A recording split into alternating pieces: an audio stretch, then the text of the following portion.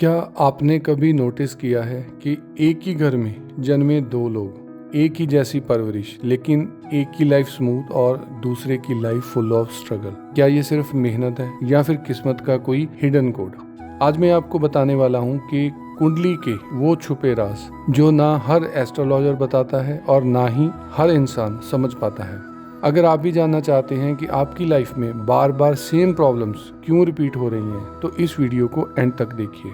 सबसे पहला सीक्रेट, कुंडली भविष्य नहीं, आपकी मेंटल प्रोग्रामिंग दिखाती है। यानी कि ये आपका रोड मैप है। आप कैसे सोचते हो, कैसे रिएक्ट करते हो, किस सिचुएशन से डरते हो और किस में फाइट करते हो, सब कुछ कुंडली में ऑलरेडी लिखा होता है। मून, चंद्रमा आपका मन है। मरकरी आपका थिंकिंग स्टाइल है। लगना आपकी पर्सनैलिटी मास्क है, यानी कि आपका रोड मैप है।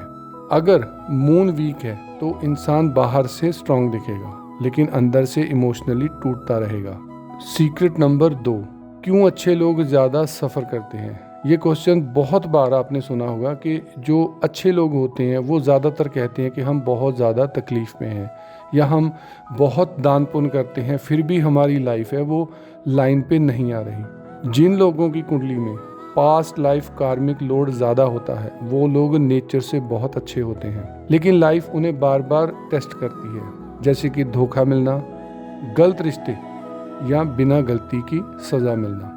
ऐसा इसलिए क्योंकि उनकी सोल, उनका जो पीछे का प्रारब्ध है बाकी है, या उनका जो भी वो अपने साथ लेकर आए हैं वो जो डेट है वो क्लियर कर रही होती है। यही कारण है कि अच्छे लोग अक्सर लेट सक्सेस पाते हैं, लेकिन जब पाते हैं तो परमानेंट पाते हैं।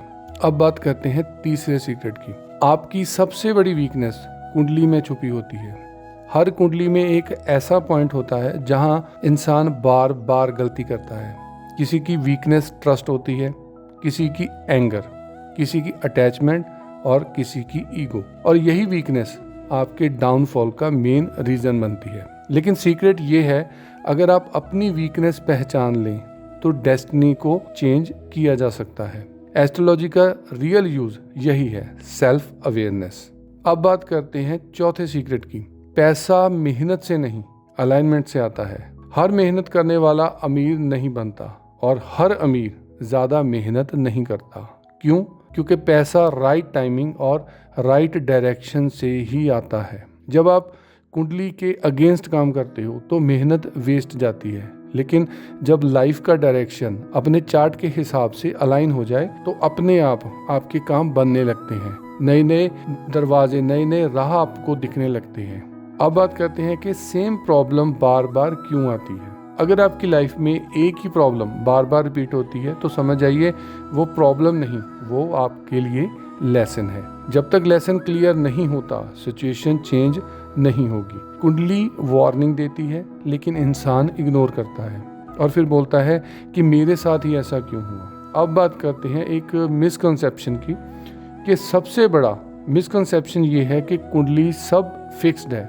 नहीं, कुंडली आपका रोड मैप है लेकिन स्टीयरिंग आपके हाथ में है। जब इंसान अवेयरनेस बढ़ाता है, ईगो को कम करता है और सही कर्म करता है तो सबसे भारी ग्रह भी शांत हो जाते हैं, आपके फेवर में हो जाते हैं। जब आप अच्छे कर्म करने लगते हो तो आपके ग्रह ठीक होने शुरू हो जाते हैं, आपको उस हिसाब से रिजल्ट मिलना स्टार्ट हो जाता है।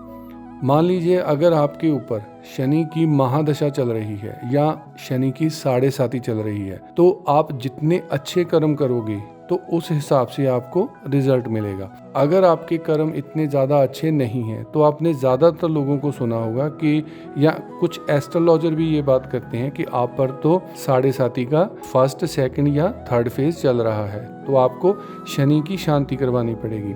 एक्चुअल में आप एस्ट्रोलॉजी को समझते हो तो एस्ट्रोलॉजी सिर्फ कर्म सिखाती है कि आप कैसे कर्म करोगे, कैसे आप अपने कर्मों से अपना भविष्य या फिर अपने आने वाला जो आपका जन्म है उसको कैसे सही कर सकते हो। अगर आपको लगता है कि ये बातें किसी किताब से नहीं बल्कि अपने एक्सपीरियंस से निकली हैं तो प्लीज़ आप कमेंट बॉक्स में अपना अच्छा सुझाव ज़रूर लिखिए। तो आज के लिए बस इतना ही। धन्यवाद।